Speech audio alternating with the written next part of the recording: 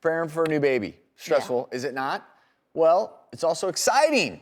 It's an exciting time in a mother's life. Exciting on that name, you're going out there getting the baby gear, the car seats.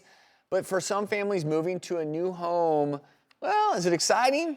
Maybe not. A recent study suggests that moving during early pregnancy might put you at risk for premature birth. What's the real deal, Dr. Nita? Well, there was a University of Washington study, and they looked at 28,000 women who moved during the first 3 months of pregnancy. And what they found was that women who moved had a 42% increased risk of premature birth and a 37% increased risk of low birth weight. That's significant. That's significant.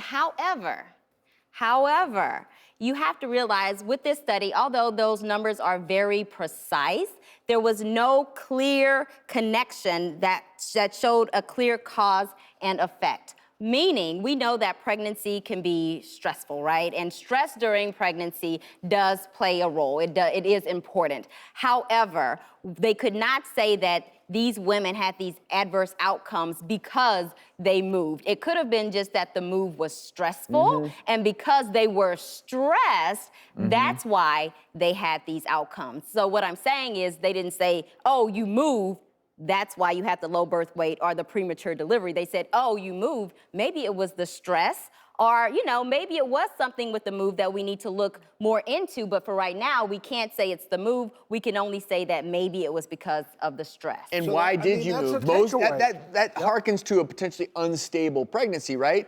You know, if you're in one place and everything's fine, you have good housing and you have a support system. If you're moving early in pregnancy, it might be a sign of distress in your personal life and instability, and you're moving because your current home environment, you know, is not the right one.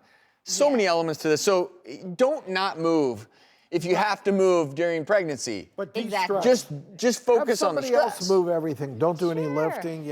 And I think that's a takeaway is, I mean, you can't always plan your pregnancies, but as much as you can, get yourself in the best position possible health-wise, a calm, non-stressful situation ready for that pregnancy is better for you and baby. And a few things you can do: eat right, exercise, accept help. Don't try to be Wonder Woman. If somebody wants to help you with something, let them help. Take time for yourself, and, you know, just kind of do those things. And if you need to talk to somebody about your stress, do that. Even if it might not be your significant other, it may be a professional, but be open to that and identify what's stressing you out. Try to stay away from that. And if you do all that, you plant the seed, someday it may just grow into a baby.